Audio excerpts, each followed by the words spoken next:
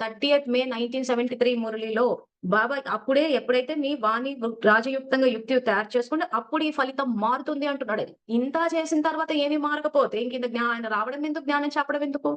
So ఇక్కడ ఏమంటున్నారు? ఫలితం మారుతుంది. మారుతుంది కదా! అంగీకారమేనా అంటున్నాడు. ఇది ఓకేనా మీకు అంటున్నాడు. ఇది మీకు యాక్సెప్టబుల్ అంటే మార్చుకునే అవకాశాన్ని ఇస్తున్నాడు ఆయన మనకి. ఈ లెక్కన ఎంత తప్పు రాంగ్ డైరెక్షన్ లో జ్ఞానం బయటకొచ్చిందో చూడండి. ఆ జ్ఞానాన్ని ఎవరు ఒప్పుకున్నారు? అందుకే చెప్పాను వాళ్ళ ఫాలోవర్స్ ఒప్పుకున్నారు. సోమరిపోతులు, నిర్లక్ష్య భావన ఉన్న వాళ్ళే బ్రహ్మకుమారి చెప్పిన డ్రామాను ఒప్పుకుంటారు.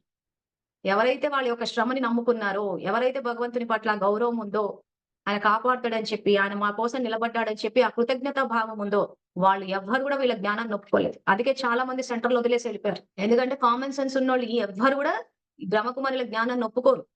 ఆయన ఇంత స్పష్టంగా చెప్తున్నాడు ఇక్కడ. ప్లస్ ఇంకొకటేంటంటే, ఏ భగవద్గీత, బైబిల్, ఖురాన్ లేని జ్ఞానం ఇక్కడుంది.